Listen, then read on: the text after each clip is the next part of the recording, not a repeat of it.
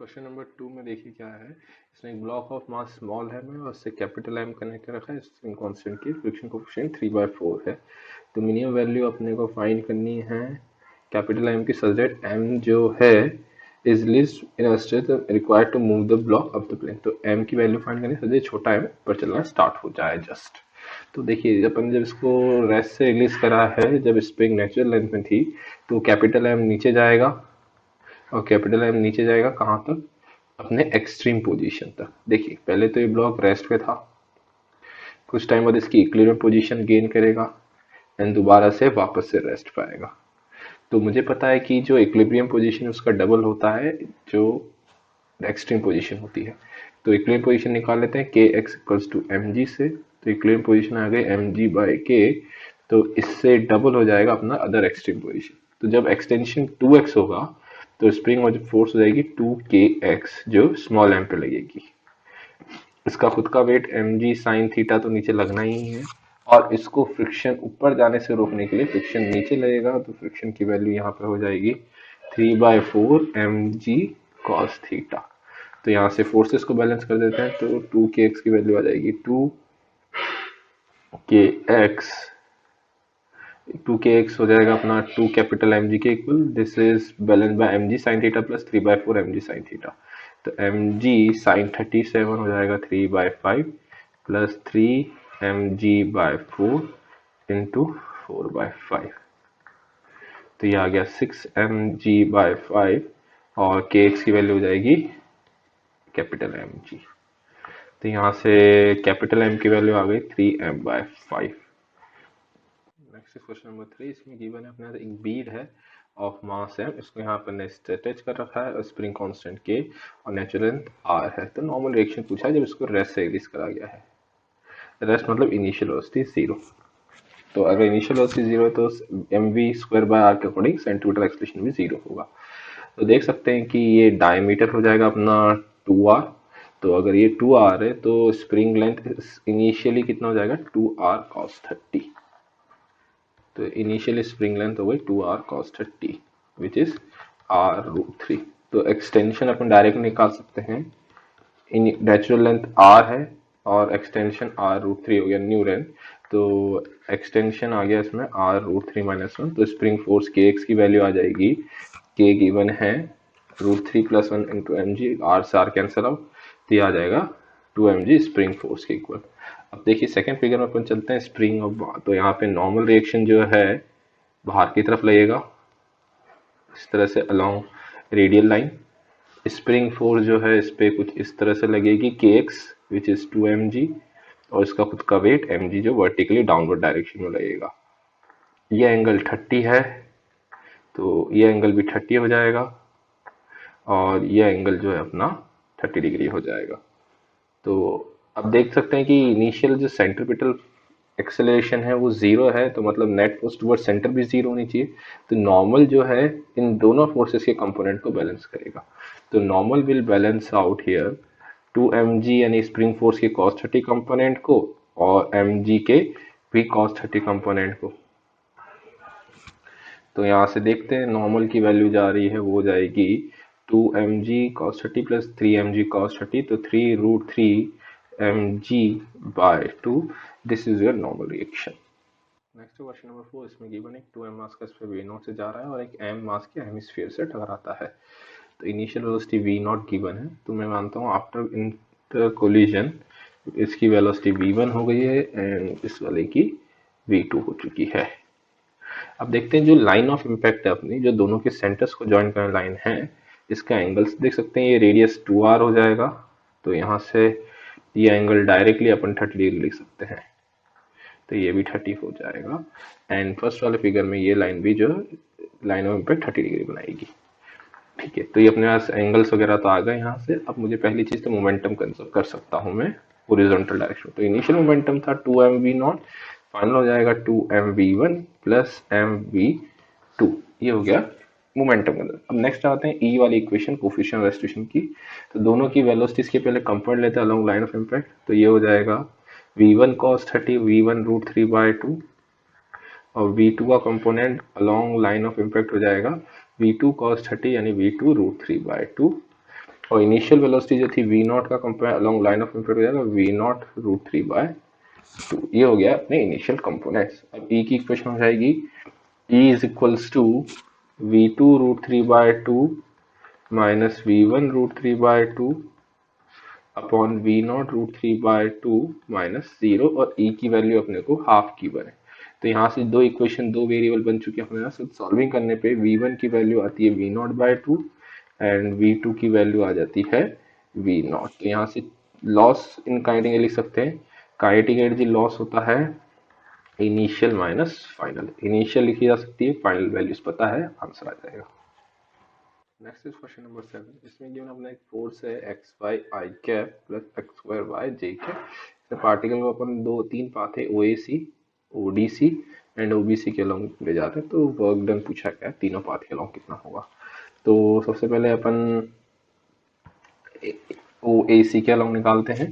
तो first is along A O A C. तो सबसे पहले इसमें दो पाथ बनाएंगे, एक तो O A path and then A C path. तो ओ ए पाथ के लिए देखा जाए यहाँ पर, तो ओ ए पाथ की इक्वेशन हो जाएगी y इज इक्वल्स टू 0। तो फोर्स देख सकते हैं यहाँ से कितनी आ जाएगी, y इक्वल्स टू 0 में फोर्स ही 0, तो work done in O A path 0 हो गया। अब अपन चलते हैं नेक्स्ट ए सी वाले पार्ट में। तो ए सी वाले पार्ट की इक्वेशन हो जाएगी x इज इक्वल्स टू 1। तो अगर x 1 है तो चेंज इन x तो 0 हो जाएगा। तो वर्क डन की देखें इक्वेशन क्या हो जाएगी, f dot d s. f है अपना x y d x plus x square y d y. D x की वैल्यू 0 है तो इस इंटीग्रल को 0 कर देते हैं, और इस वाले इंटीग्रल में x की वैल्यू को 1 रख देते हैं, कहीं ए सी पाथ में वर्क एक्स 1 है। तो ये हो जाएगा y डी वाई। इंटीग्रेशन की लिमिट्स हो जाएंगी, y में अपन जा रहे हैं a से c, मतलब 0 से 4y में। तो ये वाई स्क्वायर बाय 2 आ गया, वाई स्क्वायर बाय 2 मतलब 16/2 मतलब 8 जूल। तो work done in O A C path जो है अपना डायरेक्टली आ गया 8 जूल। तो यहाँ से ऑप्शन ए सही हो जाता है। सेकेंड आता है डायरेक्टली अपन चलते हैं ओ बी सी पाथ की बात करते हैं। तो इसमें दो पार्ट डिवाइड करेंगे। ओ बी है अपना वाई एक्सिस। तो वाई एक्सिस पे अपना मुझे पता है कि एक्स 0 होता है, तो एक्स 0, तो फोर्स 0 हो जाएगी, देख सकते हैं एक्स 0 अपने पे। तो work done in O B path directly 0। अब इसी में चलते हैं अपन बी सी वाले पाथ पे। तो बी सी वाले पाथ पे देख सकते हैं एक्स वाई कांस्टेंट होगा, वाई इज इक्वल्स टू 4, तो चेंज इन वाई 0 हो जाएगा। तो work done in B C path हो जाएगा, डी वाई को डायरेक्टली 0 कर देते हैं तो डी एक्स वाला ही टर्म बचेगा, वाई को 4 रख देते हैं यहाँ पर। इंटीग्रेशन लिमिट हो जाएगी एक्स में 0 से 1, तो एक्स स्क्वायर बाय 2, तो ये रिजल्ट आ जाएगा 2। तो work done in O B C path अपना आ गया 2 जूल। वर्क डन पूछा उसने ओडीसी पाथ में।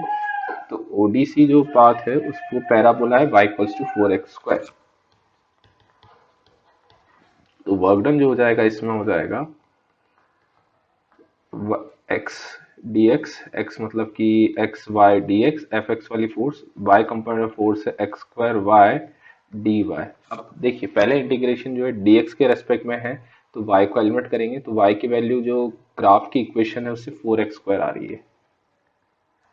तो 4x square into x 4x cube हो जाएगा, और x की लिमिट हो जाएगी 0 से 1 ओ डी सी पाथ के लिए।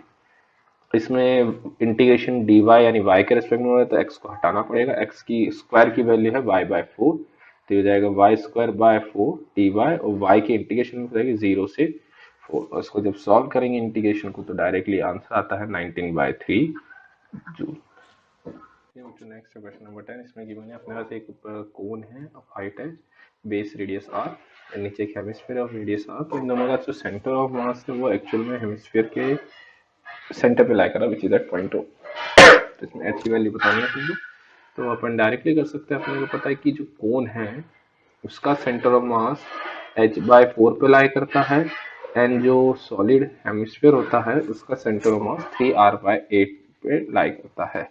तो दोनों अपोजिट साइड में है, तो अपन ये मान लेते हैं सर कोन का मास m1 है, हेमिस्फीयर का m2, तो सेंटर मास ओरिजिन पे लाई कर गया इनडायरेक्टली, o को अपन ओरिजिन मानते हैं। तो फॉर्मूला लग जाएगा YCM का y equals to m1 y1 plus m2 y2 को नेगेटिव बिकॉज वो नीचे है, divide by m1 plus m2।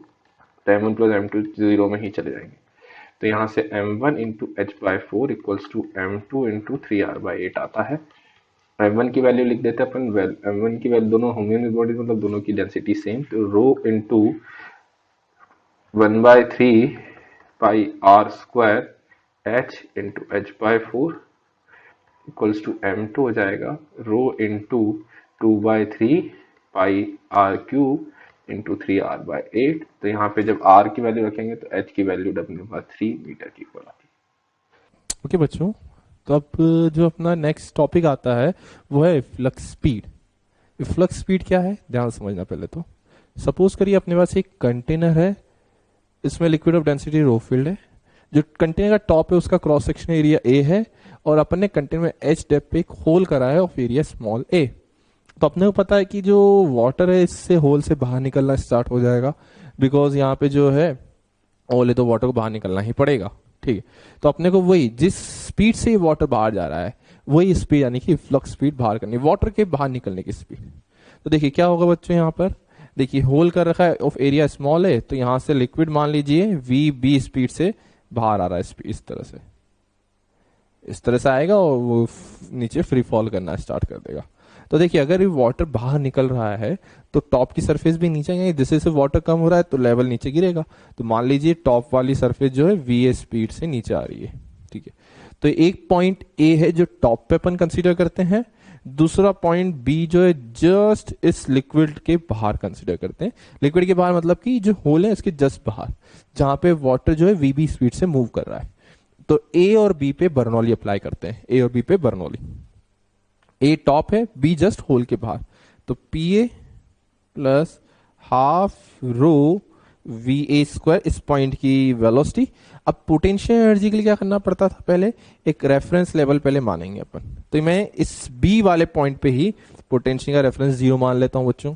ठीक है, तो यहां पे अगर रेफरेंस 0 माना है तो ये अगर h हाइट ऊपर है तो पोटेंशियल एनर्जी हो जाएगी रो जी एच, पोटेंशियल पर यूनिट वॉल्यूम ऑब्वियसली है ये। यहां का प्रेशर है पीबी प्लस, अब देख सकते हैं यहां पे वाटर की स्पीड जो है वो half rho we B square है, प्लस पोटेंशियल का रेफरेंस माना यहीं गया तो पोटेंशियल पर यूनिट वॉल्यूम 0 मान ली जाएगी यहां पर। ठीक है, अब बच्चों ध्यान से देखना, बताइए पी ए जो पॉइंट है यानी ए पॉइंट का प्रेशर ये क्या है, ये तो एटमोस्फियर भी तो है, पॉइंट एटमोस्फियर से एक्सपोज्ड है, तो ए पे प्रेशर में पी नॉट लिख सकता हूं। अब वी ए और वीबी को भी रिलेट कर सकते हैं अपन इक्वेशन ऑफ कंटिन्यूटी से। तो देखिए यहां का एरिया ए है, वेलोसिटी इज वी ए, यहां का एरिया स्मॉल है, velocity of efflux is v B, दोनों में रिलेशन तो आ गया, कोई इशू नहीं है। Half rho V square, V A की वैल्यू यहां से यहां पे सब्स्टिट्यूट करें, half rho V A, V A की वैल्यू आएगी यहां से A square into V B square upon capital A square plus rho G H. अब देखिए बी पॉइंट क्या है, इस कंटेनर की जस्ट मतलब होल के जस्ट बाहर है। अरे मतलब क्या बाहर, मतलब कहां पे, एयर में तो है वो पॉइंट, तो एयर में है तो एयर में तो प्रेशर एटमोस्फियर होता है, तो बी पे भी प्रेशर पी नॉट हो जाएगा बिकॉज वो जस्ट कंटेनर के बाहर एटमोस्फियर में लाई करता है। Half rho we B square, P not cancel out. अब एक काम करिए इन पूरी टर्म्स को उधर लेके जाइए और रो जी एच को इधर रहने देते हैं। तो देखिए क्या क्रिएट हो जाएगा ये, तो rho G H equals to half rho we B square common निकाल लेंगे तो यहां से बचेगा 1 minus A square by capital A square. Rho से रो कैंसिल आउट करें, 2 को इधर भेजें तो वीबी की वैल्यू देखिए कितनी आती है यहां से बच्चों, यह आ जाएगी 2gh अपॉन, ये 2gh हो गया, इस पूरे ब्रैकेट को नीचे लाएंगे तो ये हो जाएगा 1 minus A square by capital A square. This is your efflux velocity. ठीक है, तो जिस स्पीड से वाटर बाहर निकल रहा है वो स्पीड ये होगी। लेकिन एक्चुअल में बताऊं ये रिजल्ट याद रखने की जरूरत ही नहीं होती है, जे इस पे क्वेश्चन नहीं पूछता एक्चुअल में। इसका एक स्पेसिफिक वर्जन आता है जिससे जनरली जेई क्वेश्चन पूछता है, पूछ भी सकता है, ऐसा कंपल्शन नहीं है, लेकिन बहुत रेयरली इस पे क्वेश्चन बनते हैं। क्या एक स्पेशल केस बनेगा, अपन यहां एज्यूम कर रहे हैं कि जो टॉप वाली सरफेस है उसका एरिया कंपेयर टू होल का एरिया बहुत ज्यादा है, area of top surface is very very greater than small A. मतलब कि जो ये एरिया है बहुत ज्यादा है। तो अगर ये कैपिटल ए बहुत ज्यादा है तो देख सकते हैं small A square by capital square में स्मॉल ए तो बहुत छोटा हो गया, कैपिटल ए बहुत लार्ज है। तो मैं बोल सकता हूँ ये टर्म तो लगभग जीरो हो जाएगी। तो यहां से देखिए फ्लक्स स्पीड का रिजल्ट क्या बनता है बच्चों।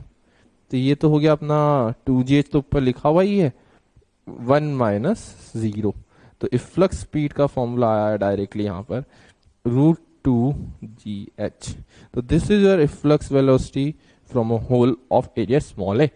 अब अच्छी चीज क्या है, अगर होल का एरिया स्मॉल है जो कि बहुत स्मॉल होता है, तो उसमें जो इफ्लक्स स्पीड होती है वो उसके एरिया से इंडिपेंडेंट है। देख सकते हैं एरिया का टर्म भी नहीं आ रहा। तो इफ्लक्स स्पीड किस किस पे डिपेंड कर रही है, एक तो ग्रेविटी पे और height of the hole from the top. Height of the hole from the top मतलब नीचे कितना लिक्विड उससे मतलब ही नहीं है अपने को, टॉप से कितनी हाइट है सिर्फ उसी पे फ्लक्स स्पीड डिपेंड करती है, विच इज √2gh। ये बहुत इंपॉर्टेंट रिजल्ट है बच्चों, ये सबको याद होना चाहिए।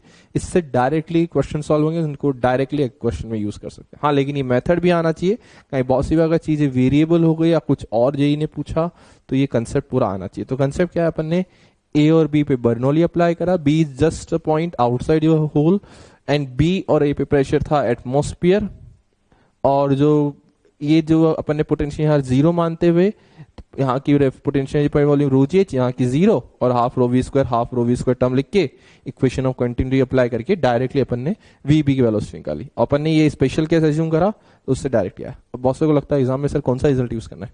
अगर जेई कुछ भी मेंशन नहीं करता है, अगर मान लीजिए जेई ने ये कंडीशन बोली नहीं है, तो अपन फिर भी ये मान के चलेंगे कंडीशन ट्रू है जब तक जेई इस बारे में नहीं बोलता। अगर जेई कुछ एरिया देता है या बोलता है कि कंपेरेबल एरिया है तब रिजल्ट मानेंगे, अदरवाइज 99% केस में एज्यूम कर लिया जाता है कि रिजल्ट वैलिड है। तो कुछ भी नहीं कि वो तो डायरेक्ट लगा सकते हो √2gh। लिख लो बच्चों। ठीक है बच्चों, अब थोड़ा सा इफ्लक्स स्पीड रिलेटेड कुछ क्वेश्चंस करते हैं, बहुत बेसिक से स्टार्ट करके फिर थोड़ा सा अच्छे क्वेश्चंस पे जाएंगे। पहला बहुत बेसिक सा क्वेश्चन है और उसको डायरेक्टली एज ए रिजल्ट भी याद रखा जाता है। तो क्वेश्चन क्या है, ध्यान से देखिए बच्चों। अपने से कंटेनर है ऑफ हाइट h जिसमें लिक्विड h हाइट तक फिल्ड है, उसमें liquid of density rho fill कर दिया है और अपन ने टॉप से h हाइट पे एक होल करा है। अगेन हाइट h वेरी कर सकते हैं अपन अपने रिक्वायरमेंट के हिसाब से, और अगेन एरिया के बारे में कुछ गिवन नहीं है तो इस होल का एरिया बहुत स्मॉल मान के चल रहे हैं। तो अपने को फाइंड करना है find h for which the range of ejecting water on ground will be maximum. अब क्वेश्चन क्या पहले समझा देता हूँ फिर इसके बाद आप सॉल्व करिएगा। देखिए यहां से लिक्विड जब बाहर रिजेक्ट होगा कुछ इस तरह से फ्लक्स वेलोसिटी वीई से, तो जो वाटर है जैसे ही बाहर निकलेगा कुछ प्रोजेक्टाइल मोशन करेगा तो उसकी जो रेंज होगी वो आर होगी। तो अपने को फाइंड करना है H such that range of liquid ejecting liquid is maximum. तो ठीक है बच्चों, एक बार खुद से ट्राई करें इसको फिर मैं बताता हूं। ठीक है बच्चों, अगर ट्राई कर लिया है तो ध्यान से देखिएगा। अब ऑब्वियसली कुछ भी चीज अगर मैक्सिमम या मिनिमम पूछी जाती है एक ही कंसेप्ट है, फंक्शन बनाए डिफरेंशिएट करें। मैक्सिमम मिनिमम का एक ही कंसेप्ट, फंक्शन बना के डिफरेंशिएट करना। तो देखिए एच स्टेप पे अगर होल है तो इफ्लक्स वेलोसिटी कितनी होती है डायरेक्टली लिख दीजिए √2g। डायरेक्ट रिजल्ट यूज करेंगे, बार बार डेरिवेशन नहीं करेंगे जहां तक अनटिल अनलेस कोई रिक्वायरमेंट नहीं पड़ जाती है। तो इफ्लक्स वेलोसिटी आ गई। अब ये इनडायरेक्टली एक प्रोजेक्टाइल मोशन हो गया। कौन सा projectile motion, a projectile from a height कितनी हो जाएगी बच्चों इस बिल्डिंग की जो अपन है, ये h है कैपिटल H, तो ये हो जाएगा capital H minus small h। तो अब क्या हो रहा है, यहां से अपन ने एक स्टोन को थ्रू करा है विथ स्पीड v, तो पूछा गया इसकी रेंज कितनी होगी। तो डायरेक्टली रेंज का फॉर्मूला तो लगा सकते हैं लेकिन एक बार अलग से करते हैं। देखिए टाइम ऑफ फ्लाइट कितना होता है, √2 जितनी हाइट ऑफ बिल्डिंग है बाय g। तो देखिए इसकी जो रेंज होगी वो कितनी हो जाएगी, velocity in horizontal direction into time of flight. तो VE into 2h minus h by, तो ये हो गई रेंज। तो रेंज मतलब कि वही जो लिक्विड की है। तो एक बार V की वैल्यू सब्स्टिट्यूट करें, देखिए रेंज का क्या रिजल्ट आता है। यहां से VE है √2gh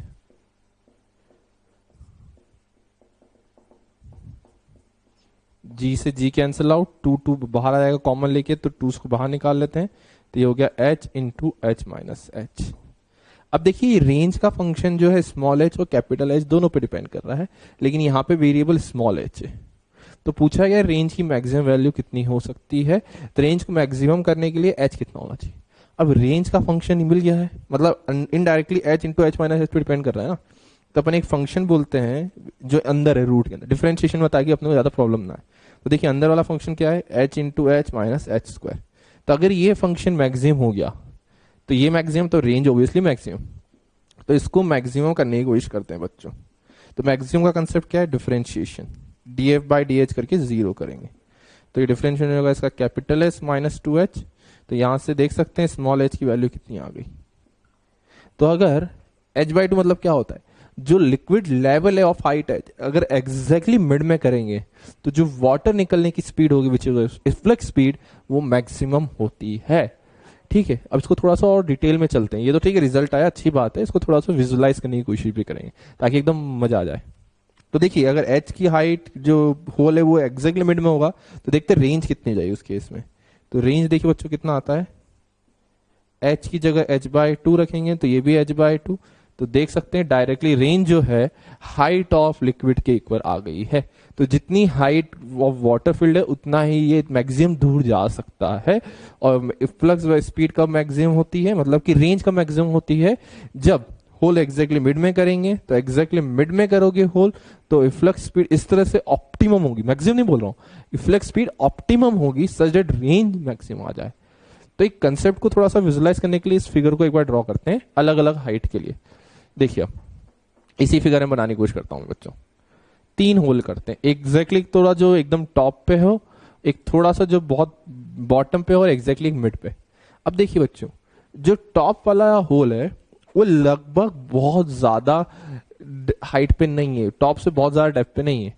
तो मैं बोल सकता हूं यहां से जो वाटर निकलेगा वो बहुत कम स्पीड से निकलेगा, जो वेलोसिटी फ्लक्स होगी वीई वो कंपेरेटिवली स्मॉल होगी। तो अगर स्मॉल स्पीड से निकलेगा तो क्या इमेजिन करिए एक कंटेनर से बहुत धीरे पानी निकल रहा है, तो क्या होगा, पानी कुछ आएगा इस तरह से ही गिर जाएगा डायरेक्टली यहाँ नीचे। अच्छी बात है। अब लेकिन बहुत समय सर स्पीड कम है तो नीचे आ जाओ, स्पीड बहुत तेज होती है। तो अगर यहाँ पे चलेंगे तो स्पीड जो है फ्लक्स वाली वो बहुत हाई होगी। लेकिन बच्चों स्पीड हाई हो गई लेकिन जो वाटर को नीचे आना है, जो गिरने का टाइम मिलेगा वो बहुत कम है।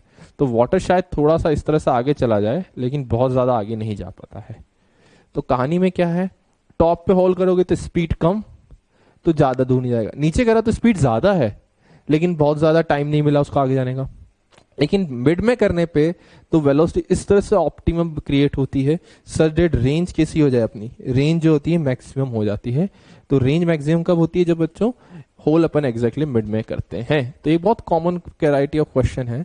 इस क्वेश्चन में क्या क्या वेरिएशन पॉसिबल है, इस कंटेनर को किसी हाइट पर रख देते हैं तो अपन को फिर वापस से पूरा रिजल्ट निकालना आना चाहिए। टफ नहीं है, बिल्कुल एक नॉर्मल प्रोजेक्टाइल का क्वेश्चन बन जाता है ये।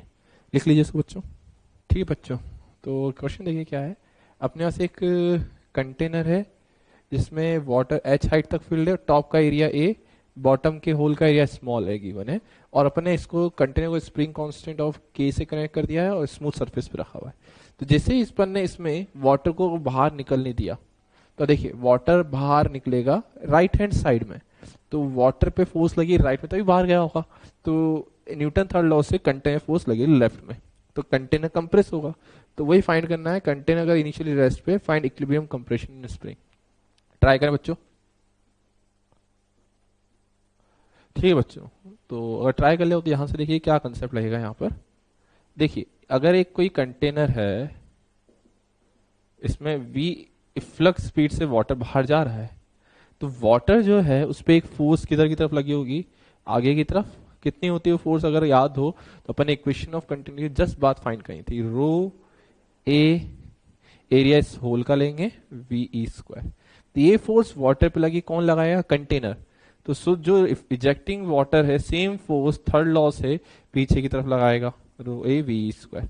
अब देखिए जैसे कंटेनर पीछे फोर्स लगेगी कंटेनर पीछे मूव करेगा तो इक्विलिब्रियम में स्प्रिंग फोर्स को बैलेंस करेगी। तो k x equilibrium is equals to rho A v E square. तो एक्स इक्विलिब्रियम देखिए बच्चों कितना आ गया, रो ए, और फ्लक्स वेलोसिटी वीई है तो कितनी हो जाएगी, एच हाइट तक वाटर फील्ड है तो ये हो जाएगा √2gh अपॉन के। तो ये हो गया इक्विलिब्रियम कंप्रेशन इन स्प्रिंग। लिख लीजिए बच्चों इसको। ओके बच्चों, नेक्स्ट क्वेश्चन है जो फोर्स रिलेटेड ही है। अपना एक कंटेनर है ऑफ वाटर फिल्ड, जिसकी हाइट 2 मीटर है, वाटर 2 मीटर हाइट तक फिल्ड है कंटेनर में, और रफ सरफेस पे इस बार रखा है फ्रिक्शन कोफिशिएंट 0.4। इसमें गिवन है कि जो वाटर है और कंटेनर है इसका total mass 100 kg, water plus container दोनों का मास है ये। तो उसमें क्या गिवन है, small hole is open and it is founded, जैसे ही होल को ओपन करा it is founded the vessel slides on the plane as water comes out, and vessel जो जस्ट स्लाइड कर रहा है, जस्ट स्लाइड करना स्टार्ट करता है। Find diameter of the hole. अगर जस्ट स्लाइड कर रहा है, ये इंपॉर्टेंट चीज, इसको ध्यान से रखिएगा बच्चों, ट्राई करिए। अब देखिए बच्चों, उसने बोला है कि it's found to slide, slide मतलब बहुत कम, धीरे धीरे जस्ट चल रहा है। तो अगर इस कंडीशन की बहुत समझते हैं, इसका मतलब क्या होगा कि जो अपना कंटेनर है इस पे नेट फोर्स 0 होनी चाहिए, तभी जस्ट वो स्लाइड कर पा रहा है। मतलब कि जो वाटर बाहर निकल रहा है उसकी वजह से जो फोर्स है वो जस्ट फ्रिक्शन से बहुत थोड़ी सी ज्यादा है, तभी वो स्लाइड कर पाएगा। तो अपन लिमिटिंग केस में लिए फाइनली एक बार बैलेंस कर देते हैं फोर्सेस को। तो इजेक्टिंग लिक्विड फोर्स पीछे लगाएगा और फ्रिक्शन जो है इसको रोकने के लिए म्यू एन इधर लगेगा। तो देख लेते हैं, बैलेंस कर दो। फोर्स होती है रो ए वी स्क्वायर एंड ये होता है म्यू एन। रो वाटर की डेंसिटी 1000, होल का एरिया कितना हो जाएगा बच्चों, डायमीटर पूछा है तो पाई डी स्क्वायर बाय 4 कर देते हैं। इफ्लक्स वेलोसिटी होती है √2 gh का स्क्वायर, तो हाइट है 2, म्यू है 0.4, नॉर्मल हो जाएगा weight of the container into G. ठीक है, तो सॉल्व करेंगे बच्चों यहां से, तो डी की वैल्यू आती है 0.114 मीटर। तो अगर डायमीटर होल इतना होगा तो कंटेनर जो है जैसे होल ओपन करें जस्ट स्लाइड करेगा, मतलब कि फोर्सेस जस्ट बैलेंस आउट होगी। लिख लो बच्चों इसको। ठीक है बच्चों, तो क्वेश्चन क्या है देखिए, एक कंटेनर में एच हाइट तक लिक्विड फिल्ड है ऑफ डेंसिटी रो, टॉप का एरिया कैपिटल है, बॉटम पे होल है उसका एरिया स्मॉल है, और होल का area very greater than small है गिवन है। तो अब देखिए क्या होगा बच्चों, जैसे जैसे कंटेनर के अपने बॉटम पे जो होल है उसको ओपन करेंगे तो वाटर बाहर जाना स्टार्ट होगा। तो जैसे जैसे वाटर बाहर जाएगा तो ऑब्वियसली कंटेनर जो है खाली होना स्टार्ट होगा। तो वही फाइंड करना है, find time taken to empty, मतलब ये कंटेनर पूरा जो खाली होगा उसमें कितना टाइम लगेगा। तो एक बार ट्राई करिए बच्चों।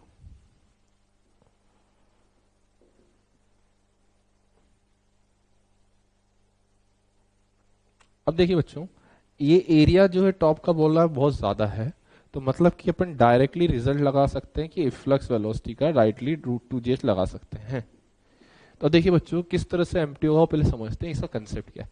देखिए वाटर बाहर जा रहा है तो टॉप की वेलोसिटी बहुत कम होगी, नेग्लिजिबल मानी थी, जीरो नहीं होगी लेकिन नेग्लिजिबल होगी, जीरो नहीं मानना, नेग्लिजिबल मान सकते हैं, लेकिन होगी तो सही बहुत कम।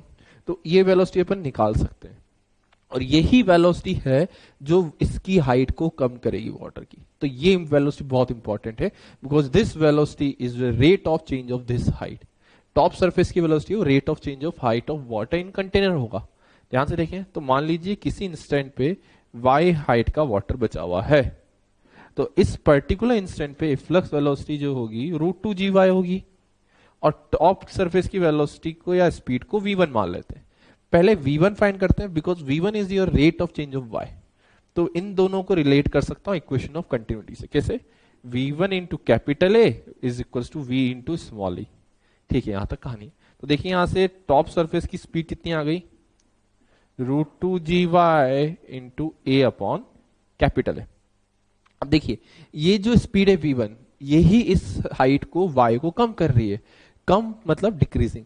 तो स्पीड को लिख सकता हूं dy बाई dt, मैंने माइनस लगाया बिकॉज ये डिक्रीजिंग है, a बाय ए इंटू √2 एक काम करते हैं बच्चों, आप देख सकते हैं यहाँ पे अपने पास एक डिफरेंशियल इक्वेशन बन गई है।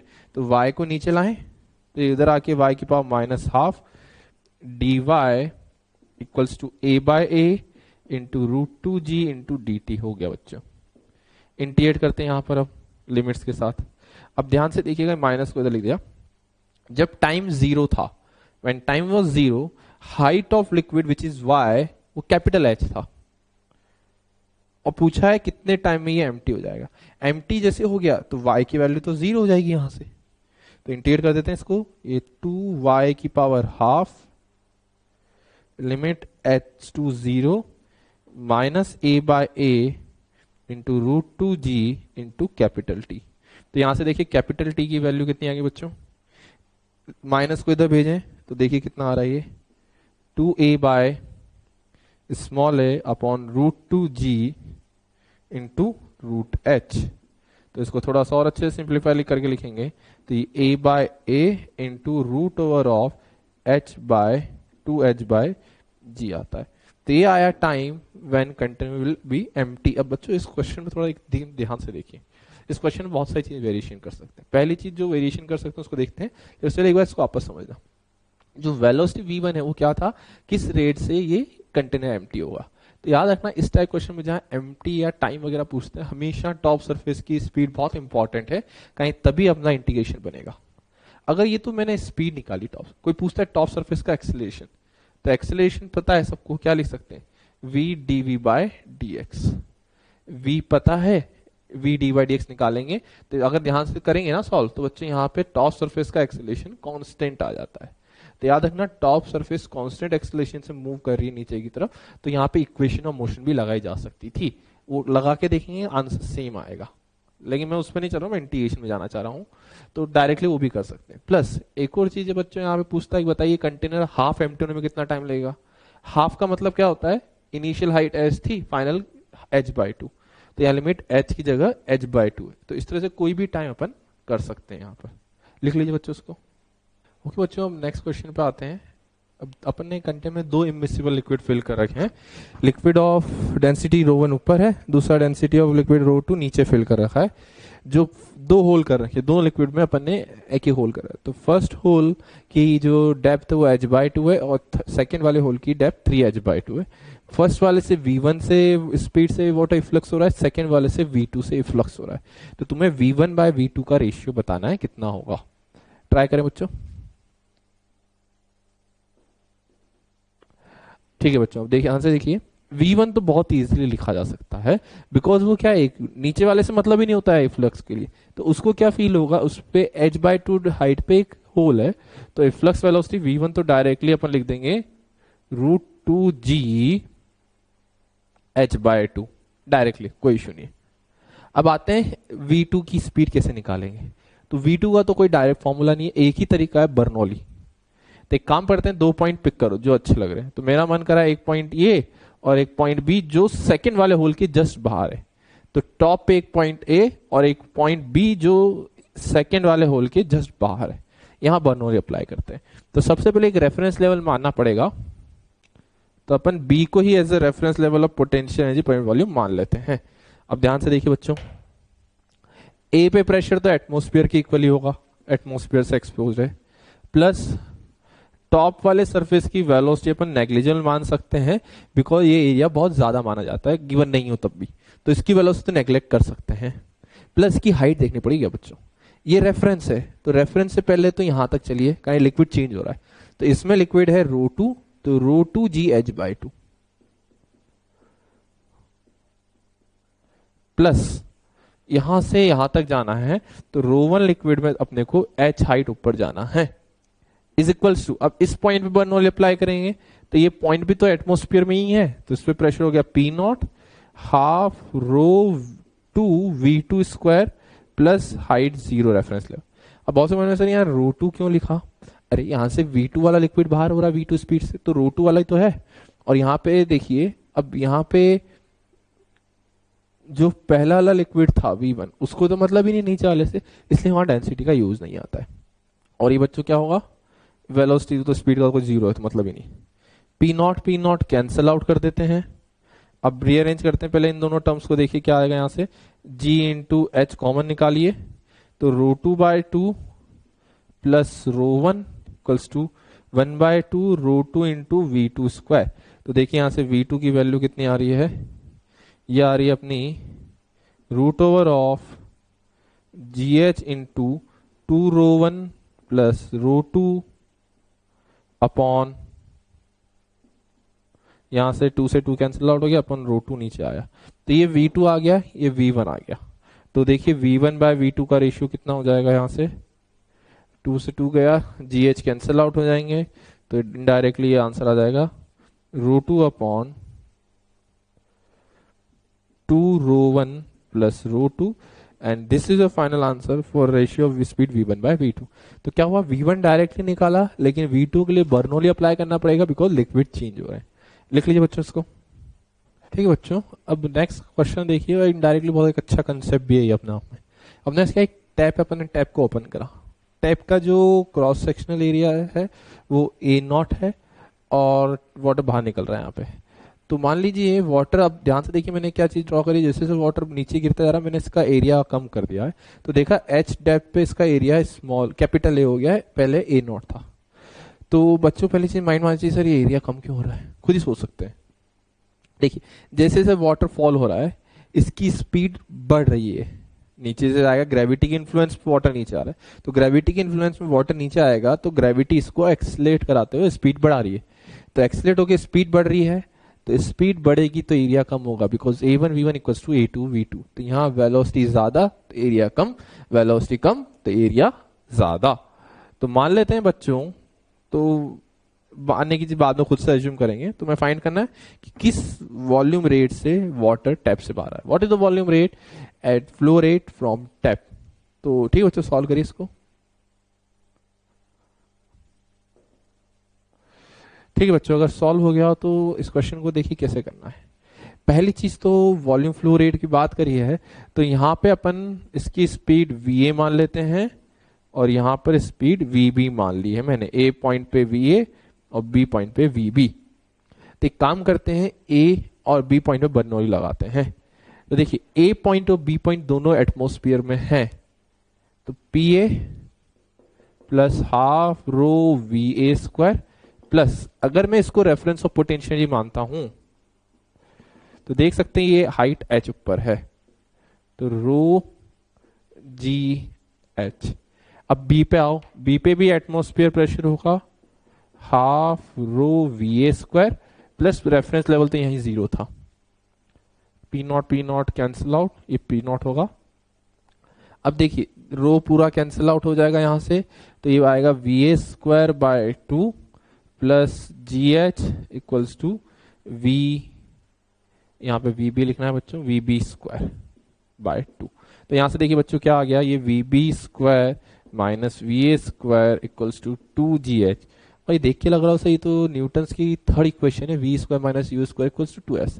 तो जस्ट ये बताना चाह रहा हूं कि डायरेक्टली यहाँ पे वो भी लगा सकते थे। क्यों, कहीं ये लिक्विड क्या फ्री फॉल में है, और फ्री फॉल में तो अपन डायरेक्टली इक्वेशंस लगा सकते हैं। ठीक, अब दूसरी इक्वेशन ऑफ कंटिन्यूटी लगाएं। इक्वेशन ऑफ कंटिन्यूटी क्या हो जाएगी बच्चों, टॉप पे area A naught velocity V A, bottom पे area A velocity V B, second equation. अब एरिया फाइंड कर लिया, वेलोसिटी हो गई, इक्वेशंस बन गई, दो वेरिएबल दो equation. Volume flow rate, volume flow rate क्या होता है, area A naught into velocity V A. तो इनडायरेक्टली वी ए चाहिए, तो वी बी की वैल्यू उठा के यहां रखो, तो वी बी की वैल्यू हो जाएगी v A square into A not square by A square minus 1 equals to 2gh। तो यहां से वी ए की वैल्यू देखिए कितनी आ गई, ये आ जाएगी, ए कॉमन आ जाएगा, √2gh upon A not square minus A square. This is your velocity at A. तो इक्वेशन से रेट कितना आ जाएगा, Q equals to A naught into V A. तो मल्टीप्लाई करते हैं डायरेक्टली इसको, A naught A into 2gh upon A not square minus A square. This is rate at which liquid is flowing out of the tap. लिख लीजिए बच्चों इसको। ठीक है बच्चों, अब नेक्स्ट क्वेश्चन देखिए क्या है। अब मैं एक टैप है, टैप को ओपन करा और टैप से जो वाटर है, वाटर के डिस्चार्ज की रेट है वो है क्यू मीटर क्यूब पर सेकेंड, मतलब क्यू मीटर क्यूब पर सेकेंड की रेट से वाटर इसमें फिल हो रहा है। टॉप का जो होल है उसका एरिया ए है और अपन एज्यूम कर रहे हैं इनिशियली कंटेनर एम्प्टी था, कुछ भी नहीं था इसमें फिर। तो अपने को फाइंड करना maximum height of water in container, मतलब जैसे जैसे वाटर राइज करना स्टार्ट करेगा तो अपने को फाइंड करना है मैक्सिमम कितनी हाइट तक राइज कर सकता है। तो एक बार ट्राई करिए बच्चों खुद से। ओके बच्चों, अगर हो गया हो तो ध्यान से देखिए, थोड़ा एक अच्छा कंसेप्ट का क्वेश्चन, बहुत इजी है लेकिन कंसेप्ट अच्छा है और बहुत एक स्टेप का आंसर है इसका। अब ध्यान से देखिए क्या कंसेप्ट है। देखिए वाटर कंटिन्यूसली इसमें आ रहा है, तो मान लीजिए कुछ टाइम बाद, आफ्टर सम टाइम, एक कंटेनर में कुछ अमाउंट ऑफ वाटर कलेक्ट हो गया है। स्मॉल h हाइट तक का वाटर कलर। अब देखिए वाटर कंटिन्यूसली आ रहा है, प्लस होल कर रखा है स्मॉल एरिया ए का, तो इफ्लक्स भी होगा स्पीड से। अब देखिए वाटर आ रहा है, वाटर जा रहा है। अब देखिए इनिशियली क्या होगा, वाटर धीरे धीरे राइज करेगा। मान लीजिए, इमेजिन करना है, मैं एक रफ आइडिया दे रहा हूं डाटा की वैल्यू। मान लीजिए 10 लीटर वाटर एक सेकेंड में आया इनिशियली। इनिशियल जो वाटर आ रहा था वो वाटर टैप से 10 लीटर पर सेकेंड आ रहा है। अब देखिए हाइट ऑफ वाटर कम है इनिशियली बहुत, तो इफ्लक्स स्पीड भी बहुत कम होगी, कहीं √2 g h होती है फ्लक्स स्पीड, तो फ्लक्स स्पीड कम, तो रेट ऑफ वाटर आउटफ्लो भी बहुत कम होगा, बहुत स्लो स्लो रेट से वाटर। तो देखिए 10 लीटर पर सेकेंड आया, मान लीजिए 1 लीटर पर सेकेंड बाहर गया, तो 9 लीटर पर सेकेंड तो वाटर अंदर स्टोर हुआ ना, तो हाइट बढ़ेगी। 10 लीटर पर सेकेंड से ही आ रहा है, अब वाटर की हाइट बढ़ती गई बढ़ती गई बढ़ती गई, लेकिन जैसे ही हाइट बढ़ेगी इफ्लक्स स्पीड बढ़ेगी। इफ्लक्स स्पीड बढ़ी तो रेट ऑफ आउटफ्लो बढ़ेगा। तो मान लीजिए 10 लीटर पर सेकेंड से आया, अब मान लीजिए 9 लीटर पर सेकेंड से वाटर बाहर जा रहा है, लेकिन अभी भी नेट वाटर तो एक्स्ट्रा अंदर आ रहा है, 1 लीटर पर सेकेंड अभी भी वाटर आ रहा है अंदर, तो अभी भी हाइट बढ़ेगी। लेकिन मान लीजिए अब वाटर की हाइट इतनी हो गई है कि जिस रेट से वाटर आ रहा है उसी रेट से बाहर जा रहा है, तो रेट जिससे आ रहा है उसी से बाहर जाएगा, तो वाटर की हाइट तो कांस्टेंट हो जाएगी, उसके बाद ना बढ़ेगा ना कम होगा। तो अगर रेट ऑफ इनफ्लो जो वाटर टैप से आ रहा है, अगर रेट ऑफ आउटफ्लो के इक्वल कर दूं मैं, तो अपनी बात पूरी सही हो जाएगी, मतलब जिस रेट से आया उसी से बाहर गया, तो अपना काम हो जाएगा। अब बताइए किस रेट से अंदर आ रहा है, क्यू से आ रहा है, और किस रेट से वाटर बाहर जाएगा। मान लीजिए यही मैक्सिमम हाइट है अपनी h, तो इसका area a, flux velocity v, a v is your equation of continuity which is rate of outflow. a को a, फ्लक्स स्पीड को लिख सकते हैं √2 g h मैक्स, तो दोनों तरफ स्क्वायर करिए, तो देखिए maximum height of water in container कितना आ गया, Q square upon a square into 2g। This is the maximum height of water in container जो पॉसिबल। ये कंडीशन कब की, देखिए क्वेश्चन में लेंदी नहीं सॉल्व, कंसेप्ट क्या था, जिस रेट से अगर वाटर आ रहा है उसी रेट से वाटर बाहर जाएगा, तो हाइट ऑफ कंटेनर कांस्टेंट हो जाएगी which is maximum in that case. और यही अपना इसमें इंपॉर्टेंट कंसेप्ट है, दोनों रेट को इक्वल करा, डायरेक्टली हाइट आ गई। लिख लीजिए बच्चों। ओके बच्चों, अब अपन फ्लूइड मैकेनिक्स अपन ने लास्ट स्टडी करा था, एंड फ्लूइड मैकेनिक्स में अपन ने फ्लूइड से रिलेटेड बहुत सारी प्रॉपर्टी स्टडी की। मतलब कि कोई भी ऑब्जेक्ट या वाटर के अंदर अपन मूव करते हैं तो प्रेशर किस तरह से वेरी करता है, या कोई ऑब्जेक्ट को वाटर के अंदर सबमर्ज करेंगे तो उस पर नेट फोर्स कितनी लगेगी, बायंड फोर्स वगैरह क्या था, बर्नौली, मूविंग लिक्विड वगैरह सारी चीज़ें, फोर्स वगैरह सारी स्टडी। अपन ने जो भी चीज़ें स्टडी करी थी वो क्या था, वहाँ पे जो ऑब्जेक्ट है वो फ्लूइड के अंदर था, फ्लूइड के अंदर था। लेकिन जो नेक्स्ट टॉपिक है इसी में ही, सरफेस टेंशन, इसमें अपन स्टडी करेंगे जो ऑब्जेक्ट जो है सरफेस पे है, कोई भी लिक्विड की जो सरफेस होती है उसके ऊपर थोड़ा एनालिसिस करना है। तो अब वाटर के अंदर नहीं, लिक्विड के अंदर नहीं, लिक्विड के टॉप सरफेस पे अपन डिस्कशन करेंगे।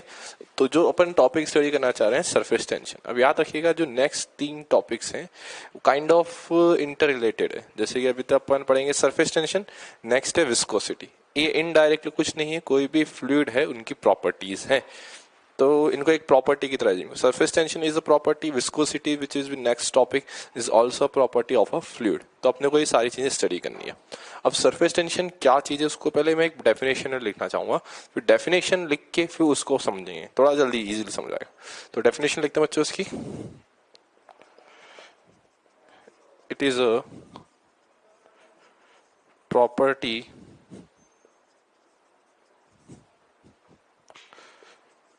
of a fluid due to which it tries to minimize its free surface area। पहला पार्ट समझे डेफिनेशन का क्या है। It is property of fluid due to which it tries to minimize its free surface area। ठीक है, यानी कोई property है जिसके थ्रू वो अपने सरफेस एरिया को मिनिमाइज करने की कोशिश करता है, फ्री सरफेस एरिया को मैंने बोला है। And it behaves like it is under tension just like a stretched membrane and it behaves like it is under tension just like a stretched member. जैसे आप कोई स्ट्रिंग है, कोई भी आप स्प्रिंग लीजिए, स्प्रिंग को स्ट्रेच करिए, तो जैसे स्ट्रेच करेंगे उसमें क्या डेवलप होता है, टेंशन. तो काइंड ऑफ सरफेस टेंशन ऐसी प्रॉपर्टी है जिसकी वजह से कोई भी लिक्विड की फ्री सरफेस अपने सरफेस एरिया को मिनिमाइज करती है. ऐसा कुछ है, समझेंगे ऐसा क्यों है.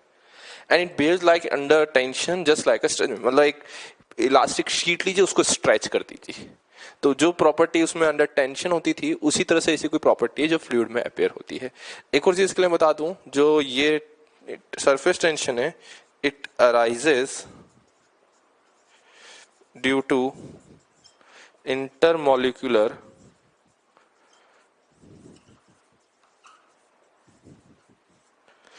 forces between particles.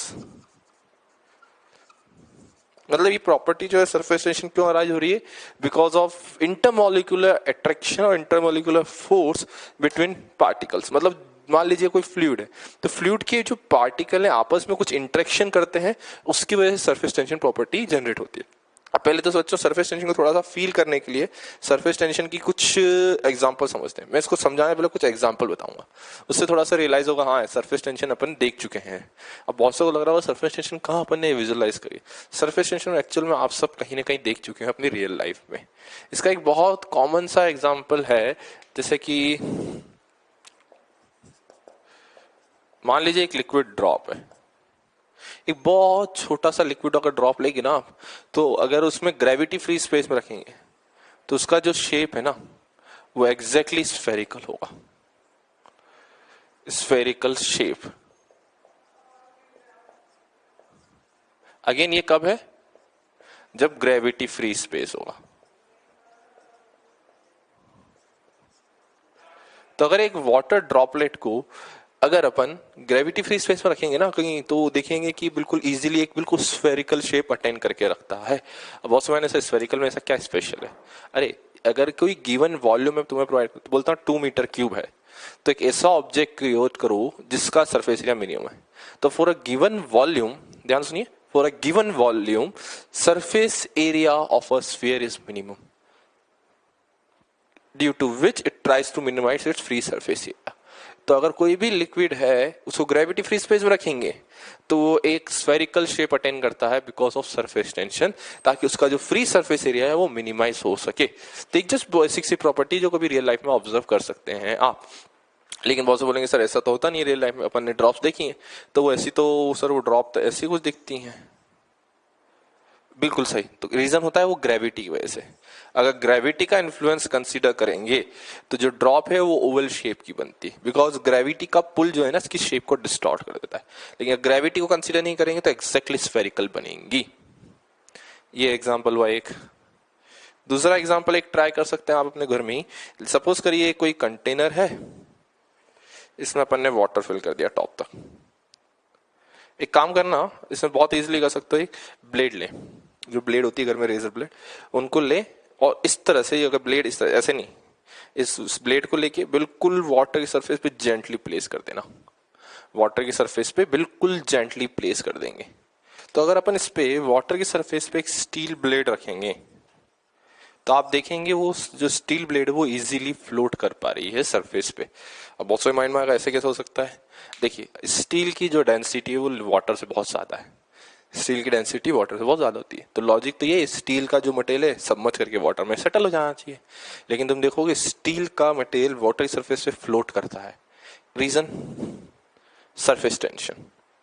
ठीक है, ऐसा क्यों हुआ उसको बाद में समझेंगे. ऐसा क्या है कि जो सरफेस टेंशन, मैं बस बताना चाह रहा हूँ सरफेस टेंशन बहुत नेचुरल जो इजीली एग्जिस्ट करने वाली चीज है. ठीक है, एक और एग्जांपल है, एक जो पिन्स आते हैं और जो पेपर पिन्स आते हैं, अगर पेपर पिन को लेंगे उसी तरह पेपर पिन को आप वाटर की सरफेस पर रख देंगे. मान लीजिए पेपर पिन है, इसको मैंने वाटर की सरफेस पर रख दिया इस तरह जेंटली बिल्कुल, तो आप देखेंगे अगेन वो भी फ्लोट करता है. अगेन पेपर पिन स्टील का ही होगा, तो स्टील अगेन वाटर की सरफेस से फ्लोट कर रहा है. क्यों? Surface tension. तो ये सरफेस टेंशन ऐसी प्रॉपर्टी है जो ये हेल्प कर रहा है अपनी सारे प्रोसेस में। ठीक, एक और एग्जांपल देखिए, बहुत सी बार आपने देखा होगा कि जो मान लीजिए कहीं भी लेक टाइप सरफेस है और लेक की सरफेस पे बहुत सी बार आपने देखा मॉस्किटोज वगैरह जो हैं या फ्रॉग्स वगैरह जो होते हैं वो इजीली जंप कर पाते हैं, बैठ जाते हैं। जनरली मॉस्किटोज जो होते हैं वो इजीली बैठ जाते हैं। मान लीजिए अपना मॉस्किटो है, अभी थोड़ा इंसान जैसा दिख रहा है लेकिन इमेजिन करिए मॉस्किटो है।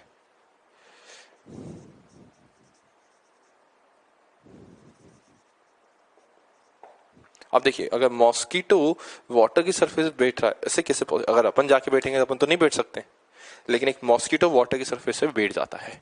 या बहुत से स्पाइडर्स जो होती हैं, स्पाइडर भी वाटर की सरफेस पे इजीली वॉक कर सकती हैं। Reason surface tension. ये बहुत सारी कुछ एग्जांपल्स हुए। इसका एक बहुत कॉमन एग्जांपल जो आपने डे टू डे लाइफ में बहुत इजीली अपने घर में ऑब्जर्व करा होगा, अगर दो स्टील के बर्तन, मान लीजिए आपके घर में बर्तन पड़े और मान लीजिए आपने धो के रखे, अब बहुत सी बार देखा कि दो स्टील की प्लेट अगर एक के ऊपर एक रख देते हैं, धो के गीली मतलब वाटर उनके बीच में, तो देखा उनको सेपरेट करने में थोड़ी एक्स्ट्रा फोर्स लगती है। बहुत सी बार होते ही नहीं, इतनी मेहनत लगती है। या दो ग्लास को ग्लास के अंदर अपन फिट कर देते हैं वाटर के साथ, तो जब बाहर मूव करते हैं, ग्लास को सेपरेट करने की कोशिश करते हैं, तो बहुत एक्स्ट्रा फोर्स लगती है, बहुत मेहनत लगती है। तो उसका रीजन होता है सरफेस टेंशन। तो जहां भी फ्लूइड है वहां कहीं ना कहीं सरफेस टेंशन अप्लाई कर सकता है ये फ्लूइड। तो ये कुछ एग्जांपल्स हैं। एक और एग्जांपल आपने प्लांट्स में देखा होगा। प्लांट्स में कौन सा एग्जांपल, जैसे आपको पता है कि जो मान लीजिए कोई बिल्कुल रेन फॉरेस्ट है, रेन फॉरेस्ट में जो ट्री की हाइट होती है वो 100 मीटर तक हो सकती है। अब 100 मीटर के ट्री के जो टॉप वाला पार्ट है ट्री का, वहां तक वाटर कैसे जाता है? तो जो वाटर है वो रूट के थ्रू राइज करते हुए ऊपर जाता है। अब माइंड माना चाहिए सर ये वाटर तो अगेंस्ट द ग्रेविटी राइज कर रहा है। कोई भी चीज अगेंस्ट द ग्रेविटी जाएगी तो कोई तो फोर्स होनी चाहिए उसको पुल करेगी, तो वो होती है surface tension force. Surface tension force ही लिक्विड को अपवर्ड डायरेक्शन में पुल करती है ताकि जो लिक्विड है या वाटर है टॉप सरफेस तक प्लांट के चला जाए। तो ये कुछ एग्जांपल्स हैं सरफेस टेंशन के जो रियल लाइफ में आप सबने ऑब्जर्व किया। ये बहुत कॉमन एग्जांपल्स हैं। सबसे कॉमन एग्जांपल जो स्टील की प्लेट्स को अपन इस तरह टच करके रख देते हैं, सेपरेट करने में एक्स्ट्रा फोर्स लगती है, तो वो सारे example kind of surface tension के हैं। तो ये जो एक प्रॉपर्टी है इसको भी धीरे धीरे समझने की कोशिश करेंगे, ऐसी प्रॉपर्टी को क्या यूज है, ऐसा क्यों कर रही है। लेकिन जस्ट इस प्रॉपर्टी की हेल्प से मैंने बताने की कोशिश करी है कि कुछ एग्जांपल्स ये हो सकते हैं। तो बच्चों इनको लिख लीजिए। ठीक है बच्चों, अब ध्यान से देखिए सरफेस टेंशन की वजह से जो मैंने स्ट्रेच मेम्ब्रेन वाली बात बताई थी वो कैसे थी। पहले तो मैं एक चीज बताना चाहूंगा, कोहेसिव फोर्सेस, कोहेसिव और एडहेसिव बहुत कॉमन है। Adhesive forces, cohesive forces. Cohesive force क्या होती हैं? जो force between two same type of particles के बीच में लगती है, सेम टाइप ऑफ पार्टिकल्स। और एडहेसिव क्या होती है? वो जो डिफरेंट टाइप ऑफ पार्टिकल्स के बीच में लगती है। तो जो force same type of particle होती है उसको बोलते हैं कोहेसिव फोर्स, जो डिफरेंट में लगती है उसको बोलते हैं एडहेसिव फोर्स। अब ध्यान से देखिए, इमेजिन करिए कि ये लिक्विड है, इस पूरे में अपन ने लिक्विड फिल कर रखा है। अब देखिए अगर एक वाटर का मॉलिक्यूल दूसरे वाटर के मॉलिक्यूल को अट्रैक्ट करेगा तो कौन सी फोर्स के थ्रू अट्रैक्ट करेगा? ऑब्वियसली कोहेसिव फोर्स के थ्रू। तो कोहेसिव फोर्स के थ्रू कैसे अट्रैक्ट करेगा? ध्यान से देखिएगा। देखिए सपोज करिए एक वाटर मॉलिक्यूल है, लेकिन ये अकेला नहीं है, इसके आसपास बहुत सारे वाटर मॉलिक्यूल्स। तो जैसे इमेजिन करिए इसके आसपास बहुत सारे वाटर मॉलिक्यूल्स होंगे इस तरह से। तब ये सब क्या करेंगे? कोहेसिव फोर्स के थ्रू इसको अट्रैक्ट करेंगे इस तरह से। लेकिन देख सकते हैं इसको अट्रैक्शन हर साइड से इक्वली मिलेगा। कहेंगे देखिए चारों तरफ इसके मॉलिक्यूल्स ही हैं वाटर के, तो वो हर साइड से अट्रैक्ट करेंगे। तो इसमें ध्यान से देखेंगे तो नेट फोर्स इस वाटर मॉलिक्यूल पे जो अंदर है उस पे हर डायरेक्शन में 360 डिग्री से फोर्स लगेगी। तो फोर्सेस सारी कैंसिल आउट हो जाती हैं। तो इस वाले पे नेट फोर्स जो है वो 0 हो जाता है। तो नेट फोर्स 0 हो गया तो कोई इश्यू ही नहीं है, कोई प्रॉब्लम नहीं। लेकिन प्रॉब्लम बताऊं किसके लिए क्रिएट होगी? जो वाटर का मॉलिक्यूल सबसे टॉप सरफेस है, फ्री सरफेस पे। अगेन फ्री सरफेस पे आ चुके हैं अपन। अब ध्यान से देखिए ये फ्री सरफेस का मॉलिक्यूल जो है इसमें कहां से फोर्सेस लगेंगी कोहेसिव की? तो कोहेसिव फोर्सेस जो हैं इसमें जो वाटर मॉलिक्यूल जो नीचे प्रेजेंट है सिर्फ वही लगा पाएंगे।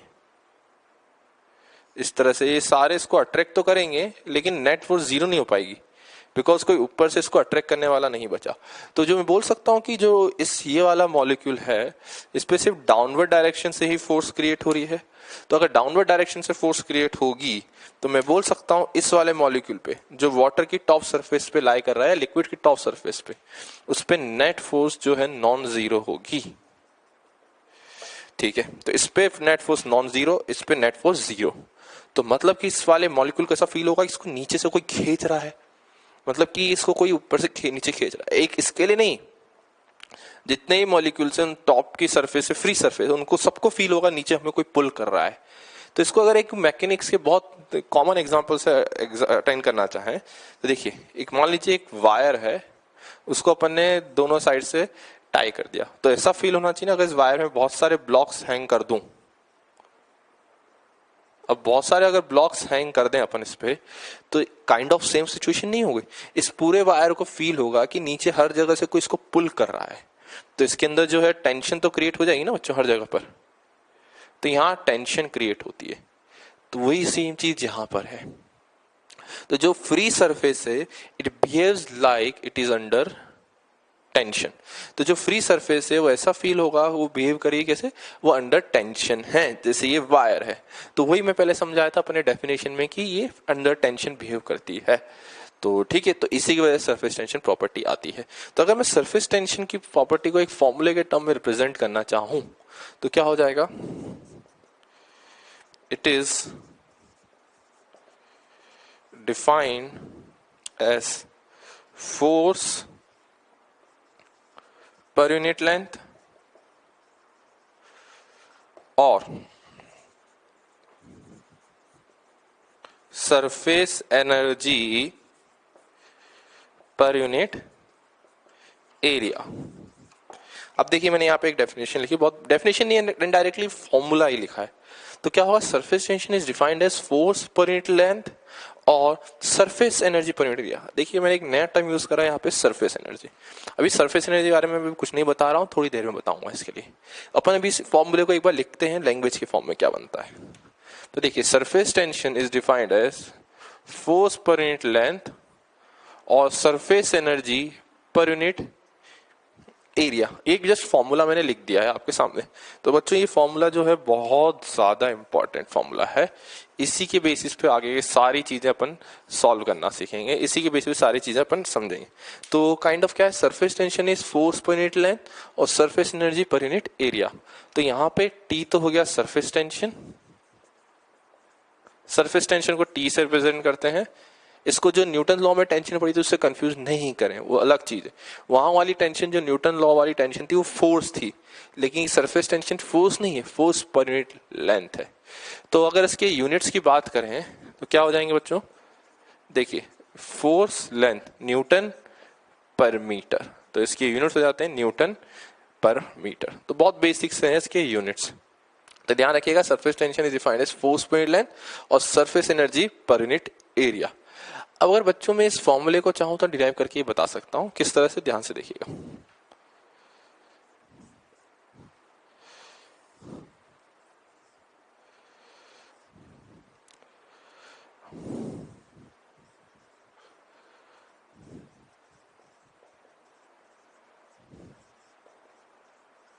ठीक है बच्चों, एक एग्जांपल देखिए क्या बताना चाह रहा हूं मैं। सपोज करिए एक रेक्टेंगुलर फ्रेम है, थ्री वायर्स की हेल्प से अपन एक फ्रेम बनाया और फोर्थ वायर जो फ्री टू स्लाइड रखा। अब क्या करिए, इनडायरेक्टली एक रेक्टेंगुलर फ्रेम ही तो हुई है ये। तो इस रेक्टेंगुलर फ्रेम को लीजिए और एक सोप सॉल्यूशन, जैसे कुछ भी सोप सॉल्यूशन बहुत इजीली घर में क्रिएट कर सकते हैं आप। तो अपने सोप सॉल्यूशन को लीजिए और सोप सॉल्यूशन में इस पूरे रेक्टेंगुलर फ्रेम को डिप कर दीजिए। तो आप ध्यान से देखेंगे कि रेक्टेंगुलर फ्रेम को अगर अपन सोप सॉल्यूशन में डिप करते हैं तो यहाँ पे सोप सॉल्यूशन की एक लेयर क्रिएट हो जाती है। तो अगर यहाँ पे ध्यान से देखोगे तो आप एक सोप सॉल्यूशन की लेयर क्रिएट हो जाएगी इस तरह से। ये जस्ट विजुलाइज कराने के लिए, हाँ इस तरह से कोई लेयर क्रिएट हो गई है सोप सॉल्यूशन की। ठीक है, अच्छी बात है। अब देखिए, अब जैसे यहाँ पे पढ़ा था अपन ने जो फ्री सरफेस है, याद रखिए पूरी जो है यहाँ से यहाँ तक ये सोप सॉल्यूशन की लेयर है। अब ध्यान से देखिए कि अपन ने क्या पढ़ा था, जो फ्री सरफेस वो किसकी तरफ बिहेव करती है, अंडर टेंशन। तो क्या होगा, यहां से जो वायर है, जो अपना फ्री टू स्लाइड वायर है, और यहाँ पे सोप सॉल्यूशन अपन ने क्रिएट कर दिया है, तो ये अपना सोप सॉल्यूशन है। तो जो सोप सॉल्यूशन है वो भी क्या है, तो सिर्फ लिक्विड ही तो है, तो लिक्विड क्या करेगा, इस वायर को अपनी तरफ पुल करेगा। ठीक है, पुल करने देते हैं इसको।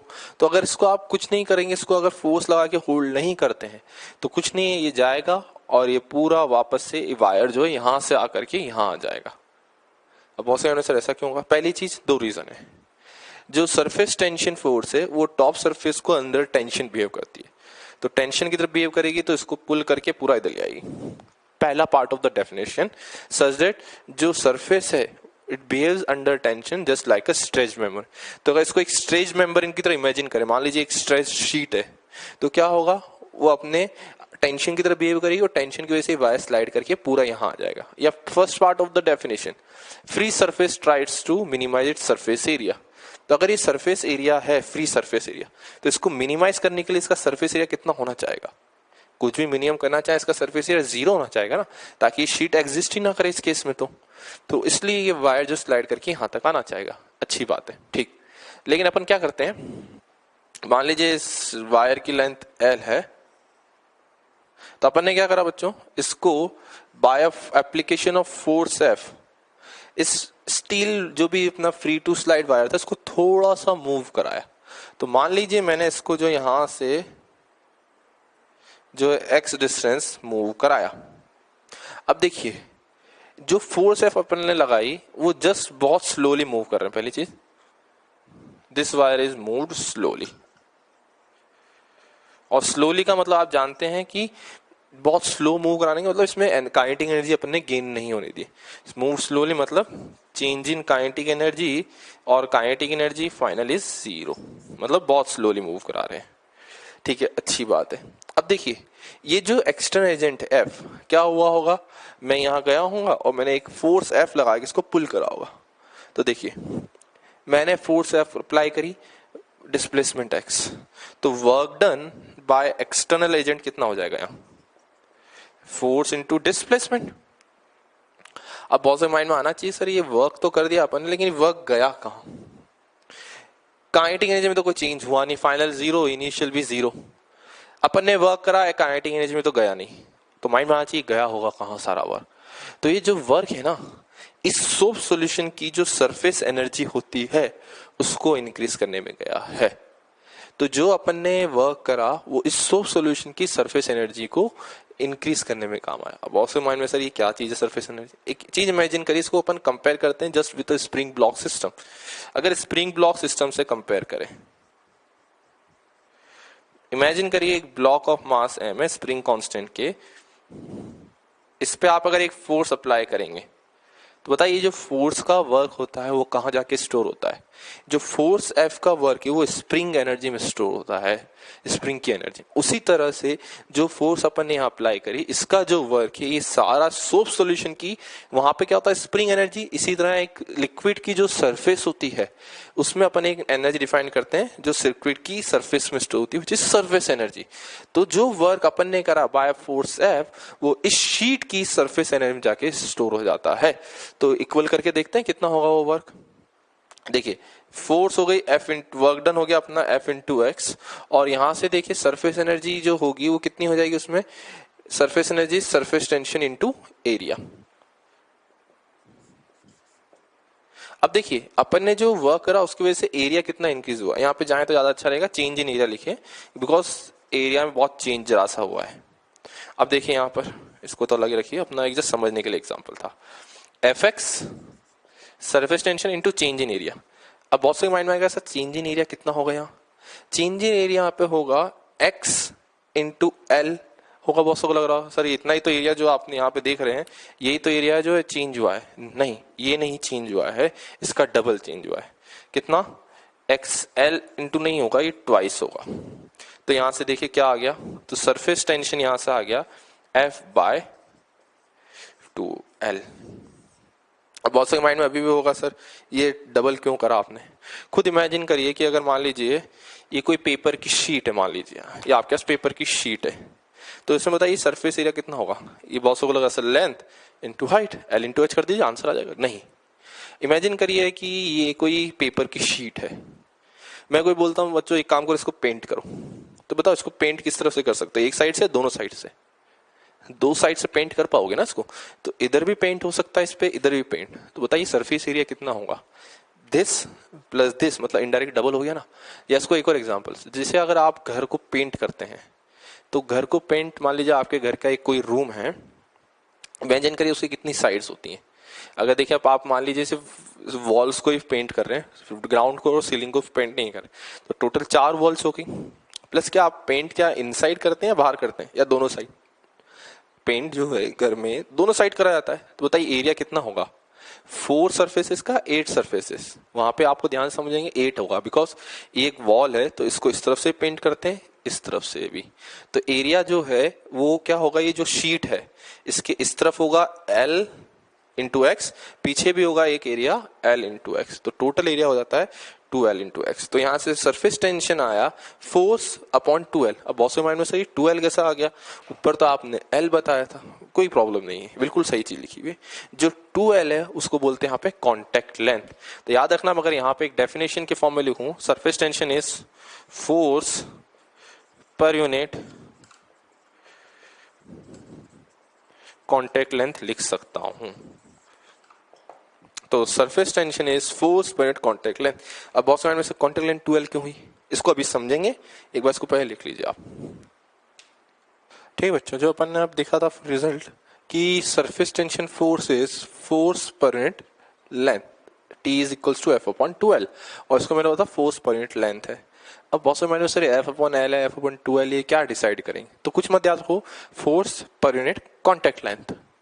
अब चाहे तो यहाँ पे, चाहे तो जो पिछली डेफिनेशन लिखाई थी मैंने फोर्स पर यूनिट लेंथ, उसमें चाहे तो ये भी लिख सकते हैं, अदर इसको इसलिए मैंने अलग से लिखा हुआ है force per unit contact length. अब बहुत से माइंड में सर ये कॉन्टेक्ट लेंथ 2L किस होती बताओ, एक सरफेस में रखेंगे अपन तो लेंथ तो L ही होती है। देखिए ध्यान से, इमेजिन करिए एक अपन ने वही एक मान लीजिए एक मार्कर लिया और मैंने इसको वाटर की सरफेस पे प्लेस करा, मान लीजिए फ्लोट कर रहा है, इमेजिन करिए, तो कुछ इस तरह से होगा, मान लीजिए वाटर की टॉप सरफेस है, उस पर एक लेंथ L का मार्कर रखा। थोड़ा उसको एक्स्ट्रा इमेजिन करने की कोशिश करते हैं ताकि अपन क्लियरली समझ सके।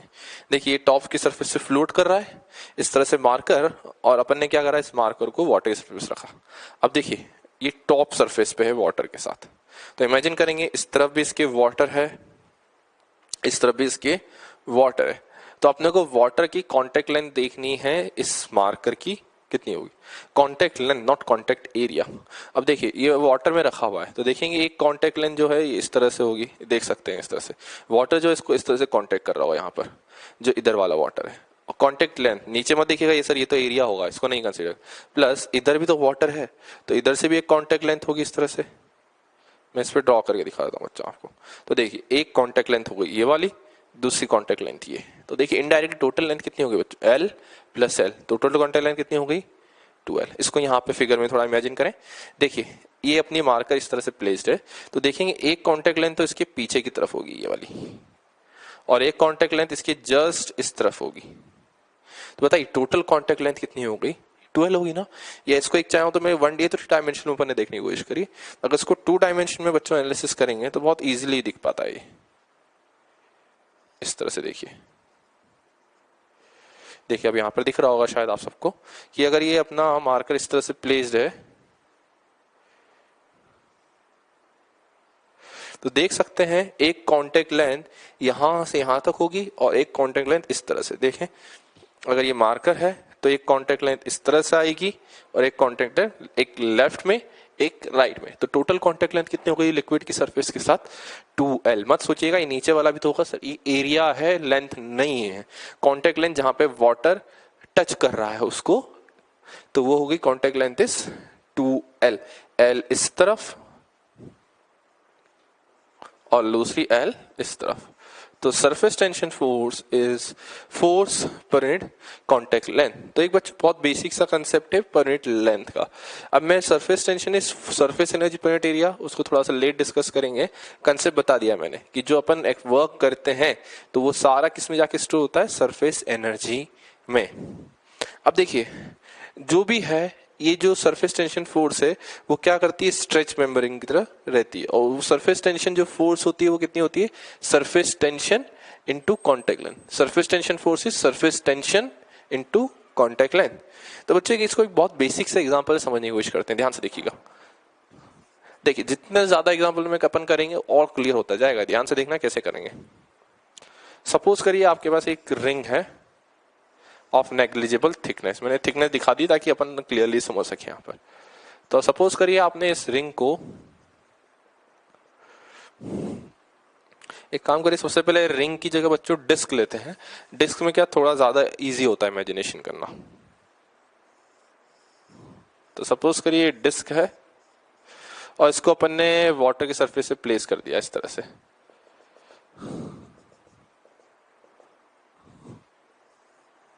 ये वाटर की टॉप सरफेस थी, वहां पे अपन ने एक डिस्क है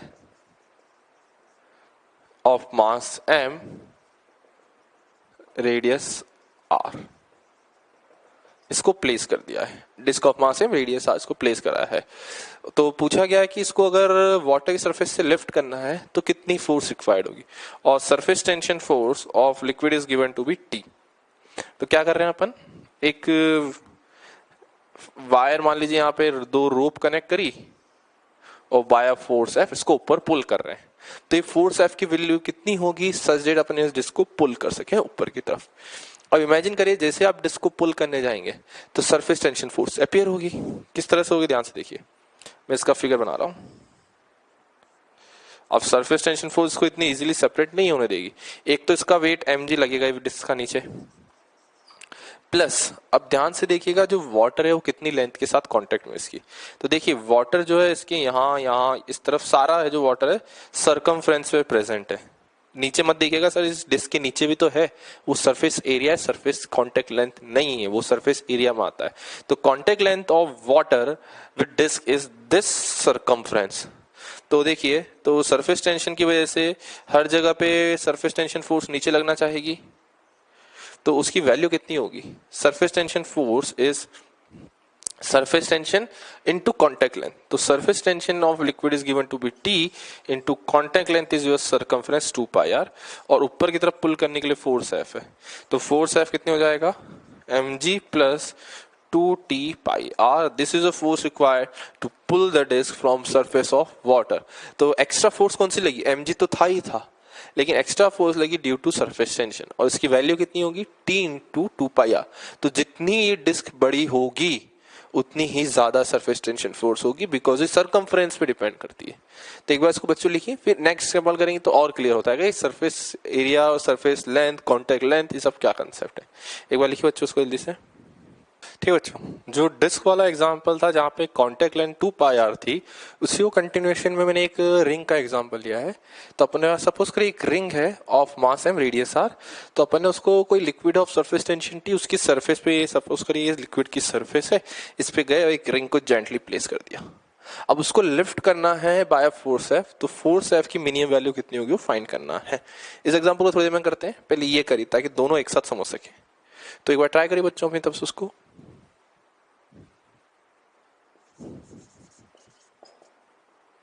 ठीक है, अगर बच्चों ट्राई हुआ तो एक बार ध्यान से देखिए, यहाँ पे बस सारी कहानी कांटेक्ट लेंथ सर्च करने की है। तो देखिए ये सपोज करिए अपनी रिंग है इस तरह से।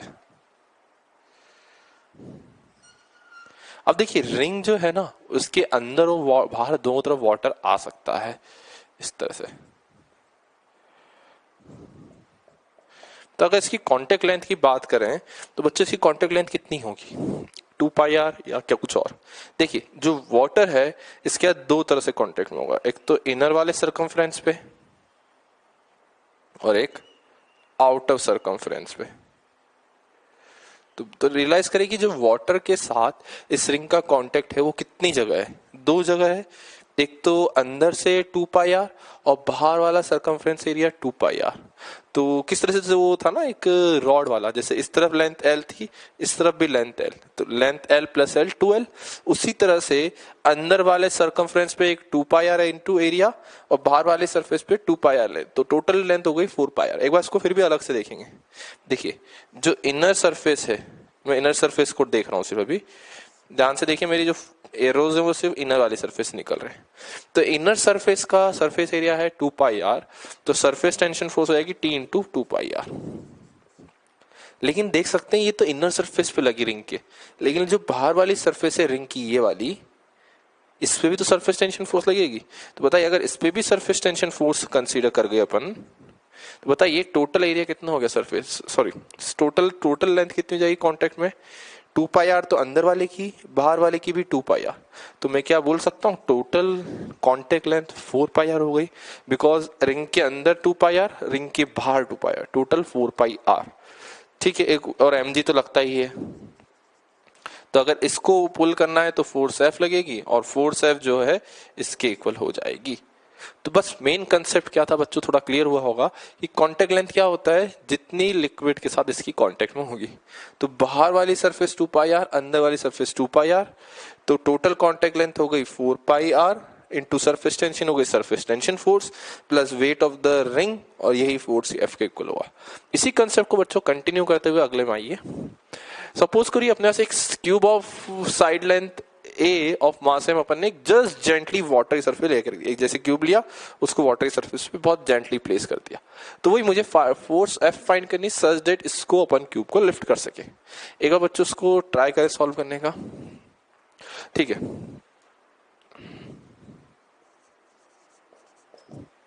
अब बच्चों अगर आप सबने इसको सॉल्व करा हो, जैसे उस वाले को सॉल्व करा उसी तरह से इसको भी सॉल्व करेंगे। मेन कंसेप्ट है कांटेक्ट लेंथ। अब ध्यान से देखेंगे तो जो कांटेक्ट लेंथ है उसकी क्या होगी, कांटेक्ट सरफेस एरिया मत देखिएगा, हमेशा कांटेक्ट लेंथ। तो अगर ध्यान से देखेंगे तो कांटेक्ट लेंथ जो है इसका जो बेस है वही तो है जो सिर्फ वाटर के कांटेक्ट में, ये बाकी तो क्या है टॉप पे है। तो जो कांटेक्ट लेंथ होगी ये होगी रेड वाली विच इज योर साइड ए, तो टोटल कांटेक्ट लेंथ हो जाएगी 4 है। इसको इमेजिन करने का एक और तरीका देखिए, मान लीजिए क्यूब इस तरह से हल्का सा वाटर सरफेस में था, तो देख सकते हैं यहाँ पे कांटेक्ट लेंथ कौन सी होगी बच्चों, एक तो पीछे की तरफ इस तरह से लेंथ और इस तरह से कुछ जारी होगी। तो टोटल कांटेक्ट लेंथ कितनी हो गई बच्चों यहाँ पर, ये ए, ये भी ए, 3A 4A, तो टोटल कांटेक्ट लेंथ जो होगी इसकी हो जाएगी 4A। मैं एक बार क्यूब को कंप्लीट कर देता हूं ताकि थोड़ा क्लियर हो, इमेजिन पिक्चर क्या बन रही है इस तरह से। तो देख सकते हैं total contact length of liquid with this cube is 4A। तो सरफेस टेंशन फोर्स जाएगी T into contact length is 4A plus weight हो गया इसका mg, और यही फोर्स F अप्लाई करनी पड़ेगी ताकि इसको लिफ्ट कर सकें। तो मेन चीज जो है mg नहीं है यहाँ पर, mg के अलावा जो एक्स्ट्रा सरफेस टेंशन फोर्स है वो इंपॉर्टेंट है। तो सरफेस टेंशन फोर्स कितनी होती है, surface tension into contact length. इस केस में हो गई जो साइड्स में जैसे क्यूब होगा इस तरह से, तो इमेजिन करिए इस तरह से क्यूब के जो साइड में पूरा वाटर कॉन्टेक्ट में है उसी को कॉन्टेक्ट लेंथ बोलेंगे। रिंग में 2 थी, एक इनर रिंग और एक आउटर रिंग, तो टोटल हो गई 2 into 2 pi r which is 4 pi r. तो बच्चों मेन चीज इस वाले में है पूरी कांटेक्ट लेंथ को ध्यान से देखना।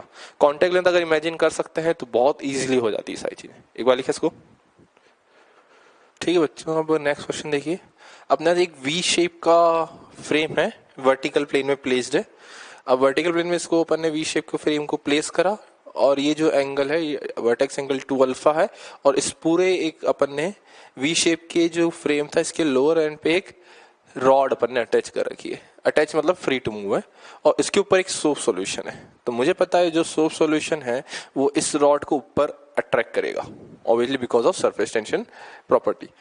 और मान लीजिए इक्विलिब्रियम अटेन हो चुका है यहाँ पर, तो इक्विलिब्रियम में क्या होगा, जो वेट ऑफ द रॉड है वो सरफेस टेंशन फोर्स को बैलेंस करता होगा। तो हाइट h है इसकी टॉप से, surface tension of soap solution is T, this angle is 2 alpha. तो इसमें 2 पार्ट है, first find mass m of the rod for equilibrium, और सेकेंड पार्ट में find time period of SHM of the rod. तो ये rod के SHM का time period find करना है। सॉल्व करिए बच्चों।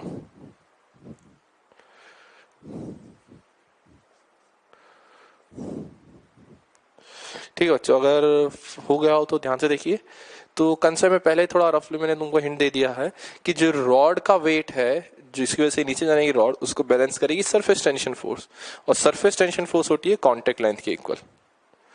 तो इमेजिन करिए अपनी रॉड है, तो इस पे नीचे लगेगा mg, और ऊपर surface tension into contact length. अब बात आती है कॉन्टेक्ट लेंथ एक्चुअल में होगी कितनी, तो कॉन्टेक्ट लेंथ ये पहले तो निकाल देते हैं लेंथ कितनी होगी एक्चुअल में। तो देखिए ये 2 अल्फा, तो ये अल्फा, ये लेंथ को अगर मैं टी मान लेता हूँ स्मॉल टी, तो इस ट्राइंगल में अगर मैं 10 अल्फा लगाऊंगा तो इजीली मुझे वो लेंथ मिल जाएगी। तो 10 अल्फा हो जाएगा बच्चों टी बाय एच, तो टी आ गया एच 10 अल्फा, तो इसकी पूरी लेंथ हो जाएगी 2t। तो बहुत से माइंड में होगा सर कॉन्टेक्ट लेंथ लिख दो डायरेक्टली 2h10 अल्फा, लेकिन ये कॉन्टेक्ट लेंथ नहीं होगी 2h10 अल्फा। वही जैसे पिछला कंसेप्ट था, इमेजिन करिए रॉड है, तो जो सोप सॉल्यूशन की फिल्म है वो इसके ऊपर है, ये रॉड है, सोप सॉल्यूशन की फिल्म इसके ऊपर है। तो जो सोप सॉल्यूशन की फिल्म है इसको दो तरफ से टच करिएगा, एक तो ये फ्रंट वाले पार्ट से, एक बैक वाले पार्ट से। तो टोटल कॉन्टेक्ट लेंथ L नहीं होगी, वो 2L हो जाएगी। इमेजिन कर सकते हैं यहाँ पर, अगर थोड़ा सा इमेजिनेशन बढ़ाएंगे तो एक कॉन्टेक्ट लेंथ पीछे की तरफ होगी इस रॉड के इस तरह से, दूसरी इस तरह से। टोटल कॉन्टेक्ट लेंथ 2t नहीं होगी, t प्लस टी 2t नहीं, 2t आगे 2t पीछे, तो टोटल हो जाएगी 4t, इसको 2 से मल्टीप्लाई करना पड़ेगा। तो इक्विलिब्रियम है तो mg बैलेंस करेगा 4t(h)10 अल्फा को, तो यहां से m की वैल्यू आ गई 4ht10 alpha upon g। This is your answer for first part. अब सेकेंड पूछा है कि इस रॉड के SHM का टाइम पीरियड बताना है। तो SHM का कंसेप्ट आपने जस्ट अभी रिसेंटली पढ़ा है। तो SHM का कंसेप्ट क्या होता है, इक्विलिब्रियम से ऑब्जेक्ट को x डिस्टेंस डिस्प्लेस करेंगे, और अगर फोर्स जो रिस्टोरिंग फोर्स है उसको x के पोर्शनल शो कर दिया तो SHM हो जाता है। ट्राई करते हैं। तो इमेजिन करिए कि रॉड पहले यहां थी और इक्विलिब्रियम से इसको अपन बहुत स्मॉल डिस्प्लेसमेंट x दे रहे हैं। सपोज करिए मैं इसको x नीचे लेके आया, x वैसे मैंने बहुत लार्ज दिखाया लेकिन एक्चुअल में है स्मॉल, समझने के लिए अपन थोड़ा लार्ज ले रहे हैं। तो देखिए बच्चों हुआ क्या होगा, देखिए ये वाली जो डॉटेड में बनाई है कॉन्टेक्ट लेंथ तो पहले से ही है। तो अगर ध्यान से देखेंगे तो जो एक्स्ट्रा कॉन्टेक्ट लेंथ क्रिएट हो रही है वो कौन कौन सी है, एक तो ये वाली कॉन्टेक्ट लेंथ एक्स्ट्रा क्रिएट हुई और ये वाली कॉन्टेक्ट लेंथ एक्स्ट्रा क्रिएट हुई। तो इसी की वजह से तो जो एक्स्ट्रा फोर्स है वो लगेगी ना। देखिए mg तो लगेगा हमेशा, तो जो एक्स्ट्रा फोर्स आएगी सरफेस टेंशन की वजह से वो दो रेड पोर्शंस की वजह से आएगी, और वही है जो इसको ऊपर पुल करने की कोशिश करेगी। तो देखते हैं वो एक्स्ट्रा फोर्स कितनी होगी। तो देखिए ये एंगल तो अल्फा है ही, ये लेंथ x है, तो इसको मान लेते हैं t0। तो यहां से t0 की वैल्यू डायरेक्टली लिख सकता हूं 10 अल्फा से x10 अल्फा। तो ये x10 अल्फा है, t0 है, तो ये भी t0, तो t0 प्लस t0 हो गया 2t0। 2t0 फ्रंट वाली लेंथ है तो पीछे भी होगी 2t0। तो बच्चों जो एक्स्ट्रा रीस्टोरिंग फोर्स है वो कितनी हो जाएगी 2t0 into 2 into surface tension t। Clear है बच्चों, ध्यान से देखिएगा। रीस्टोरिंग फोर्स होती है surface tension into contact length, तो कॉन्टेक्ट लेंथ हो गई 2t0 फ्रंट में और पीछे हो गई 2t0, तो टोटल में डबल कर दिया है। t0 की वैल्यू सब्स्टिट्यूट करें तो रीस्टोरिंग फोर्स देखिए कितने आ गए यहां से 4tx10 alpha. Force restoring force is proportional to x, which implies that this rod will perform SHM।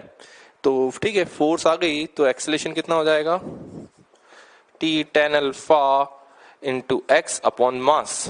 Acceleration is force by mass, तो मास की वैल्यू यहां से उठाएं 4t(h)10 अल्फा बाय g। तो देखें बहुत सारी चीजें कैंसिल आउट हो गई यहाँ पे, तो ये आ गया g by h into x, और ये होता है ओमेगा स्क्वायर। तो टाइम पीरियड होता है 2 pi by omega which is 2 pi root over of h by g। तो यहां से अपना directly time period of SHM of this rod आता है।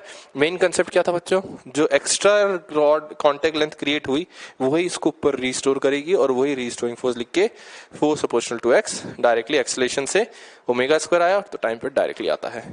लिख लीजिए बच्चों इसको। ओके, अब अपन ने जो है सरफेस टेंशन फोर्स का एनालिसिस तो कर लिया है, अपन ने जो सरफेस टेंशन फोर्स है उसका एनालिसिस तो कर लिया है। अब थोड़ा सा सरफेस एनर्जी रिलेटेड भी एनालिसिस करते हैं। तो अपन ने क्या सीखा था थोड़ी देर पहले, सरफेस एनर्जी क्या होती है, कोई भी सोप सॉल्यूशन की फिल्म या कोई भी free surface of a liquid है उसका सरफेस एरिया इंक्रीज करने में जो एनर्जी अपन रिक्वायर्ड होती है वो सारी एनर्जी जो है सरफेस एनर्जी में स्टोर होती है। मान लीजिए एक एयर बबल है, बबल को आपने एयर ब्लो करके उसको सरफेस एरिया, मान लीजिए एयर बबल था ऐसा, उसको ब्लो करके आपने उसका एरिया बढ़ा दिया, तो क्या होगा, उसका सरफेस एरिया बढ़ा। तो सरफेस एरिया बढ़ेगा तो अपन ने जो एनर्जी दी है वो सारी उसकी सरफेस एनर्जी में स्टोर होगी। इसको समझने के लिए थोड़ा सा एक जस्ट फॉर्मूले पे चलते हैं पहले, तो फिर इसको फिर एग्जांपल के थ्रू समझेंगे। तो सरफेस टेंशन का अपन ने पढ़ा था formula, surface energy per unit area. तो ज्यादा अच्छा एग्जैक्ट वर्जन होता है change in surface energy upon change in area. ठीक है, तो सरफेस एनर्जी कितनी जाती है, this is surface tension into change in surface area. बिल्कुल बेसिक सा फॉर्मूला है, इन काम आएगा बहुत ही, तो इंपॉर्टेंट फॉर्मूले में से एक है बच्चों। अब एक चीज ध्यान से देखिएगा कि सरफेस एरिया बढ़ाएंगे, इफ डेल्टा ए इंक्रीजेस, अगर डेल्टा ए यानी कि सरफेस एरिया बढ़ेगा तो देख सकते हैं सरफेस एनर्जी बढ़ेगी। तो सरफेस एनर्जी बढ़ेगी मतलब work is required, work is required to be done by external agent। मतलब कि जो अपन है एक्सटर्नल एजेंट, उसको सरफेस एरिया बढ़ाने के लिए वर्क करना पड़ेगा और वही वर्क इसकी सरफेस एनर्जी में स्टोर हो जाता है। कहीं डेल्टा ए बढ़ेगा तो डेल्टा यू बढ़ेगा। अब मान लीजिए सरफेस एरिया किसी का कम हुआ है तो मतलब उसकी सरफेस एनर्जी कम हो गई है। कहीं ये देखिए, मान लीजिए एक शीट थी स्ट्रेच सोप सॉल्यूशन की फिल्म, इतनी बड़ी स्ट्रेच थी, तो जैसे ही मैंने उसको क्या करा, मान लीजिए उसका एरिया कम कर दिया। अब तो एरिया कम होगा, वैसे कम करने की जरूरत नहीं, खुद ही कम हो जाता है, तुमको पता है। वो क्या करेगा, अपने सरफेस एरिया को मिनिमाइज करने, मान लीजिए एक शीट अपन ने सर्कुलर शीट ली सोप सॉल्यूशन, तो जैसे रिलीज करेंगे तो क्या होगा, वो मिनिमाइज करना चाहिए सरफेस एरिया को। तो सरफेस एरिया मिनिमाइज करेगी तो सरफेस एनर्जी कम। तो माइंड में आना चाहिए, अरे सरफेस एनर्जी कम हो रही है खुद से ही, तो ये जा कहाँ रही है, तो कुछ नहीं है। उस केस में जो सरफेस एनर्जी है ये सराउंडिंग में रिलीज हो जाती है। किस फॉर्म में, जनरली जो एनर्जी है हीट के फॉर्म में रिलीज होती है। एनर्जी इज रिलीज्ड, तो जो अगर सरफेस एरिया बढ़ाया तो एनर्जी रिक्वायर्ड होगी, तो ये एनर्जी कहां से आएगी, एक्सटर्नल एजेंट से लेनी पड़ेगी। लेकिन सरफेस एरिया कम करा तो ये एनर्जी रिलीज करेगा, किस फॉर्म में, हीट के फॉर्म में जनरली बोल सकते हैं, जो एनर्जी वो हीट के फॉर्म में रिलीज होती है। तो बच्चों थोड़ा सा एक सरफेस एनर्जी रिलेटेड एनालिसिस है, बहुत बेसिक सा। इसको अपन ने कैसे कंपेयर करना सीखा था, स्प्रिंग ब्लॉक सिस्टम्स। तो जैसे स्प्रिंग को स्ट्रेच करते हैं तो जो स्प्रिंग एनर्जी का जो अपन ने एक्सटेंड एजेंट ने वर्क करा वो सारा कहां स्टोर होता है, जो स्प्रिंग को एक्सटेंड करने में। तो उसी तरह से जो एनर्जी अपन वर्क करते हैं एक्सटेंड एजेंट, वो इसकी सरफेस एनर्जी में सारा स्टोर होता है। तो एक बार इसको लिखिए बच्चों, फिर इसके बाद एक बेसिक से एग्जाम्पल से स्टार्ट करते हैं।